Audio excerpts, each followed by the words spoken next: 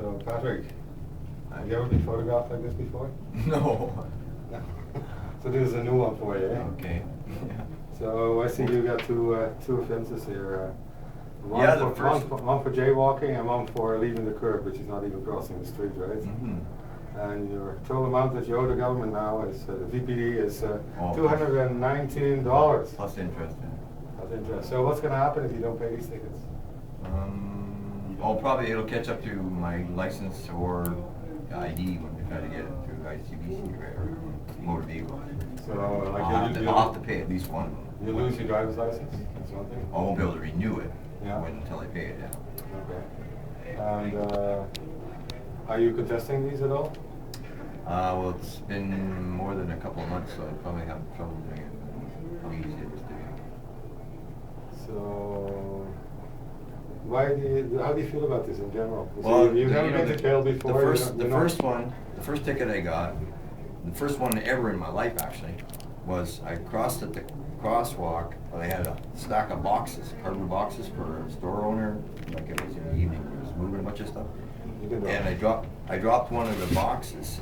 So as I put the boxes on the curb and turned around and to go get the box on the street, the cops came driving through the light and gave me a ticket for they said I jaywalked, right?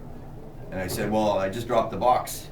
And they said, well, the boss said we have to give more tickets. I said, well, can't you give me a break? And they said, no. And I said, well, I just went to get the box. She said, well, we have to give you a littering ticket. You know, if you didn't get the box.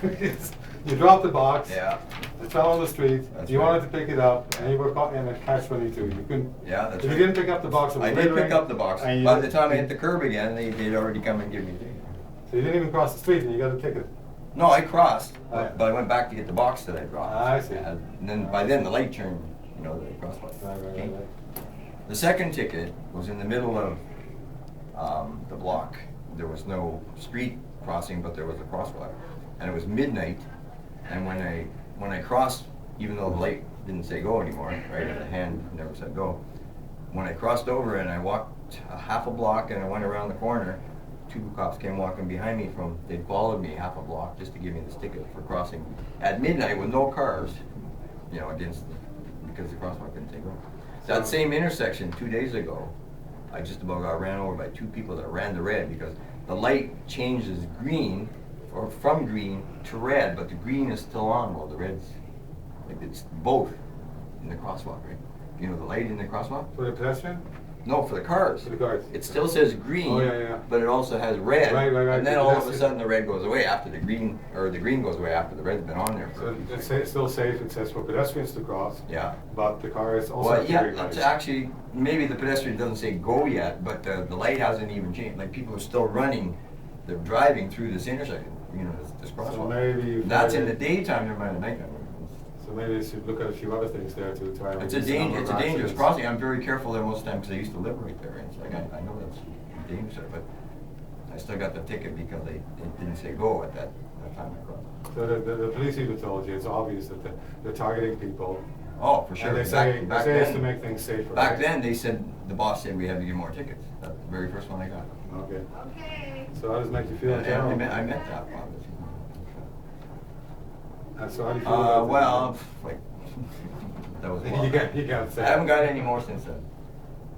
So you learned your lesson? Well, no, I No. just haven't got any more. And so how are you going to get this money together? Well, I don't know. Is there any possible way? Not the present moment. What do you live off each month? Actually, I'm on a small disability pension, or, you know, assistance. So that's a lot of money, right? Well, yeah. So is there any other options? It's more than twice what I have for food. So really, in both instances, you don't feel like there was any safety issue. But still, you did something wrong, right? So is there any other way that you figure this could be worked out? Well, I guess I'd have to go in and ask them to drop the amount at least. And I could maybe afford 20. Is there anybody helping you with this? No. Well, maybe the group action thing. Well, yeah, there is organizations that are concerned about this because it was only in the downtown east side, right, that people are targeted, and it's, you know, like people that can't afford to pay the ticket. So, yeah, we are working on this, and so you're okay with the press release about this, put you in the news a little bit, and maybe somebody will jump up and say, yeah, I'll give this guy a job or something, work it out, or I will give him my services for free and assist him through this process. Maybe. Just a few thoughts. Yeah, thank you for your time, Patrick. Thank you. Wish you good luck with this.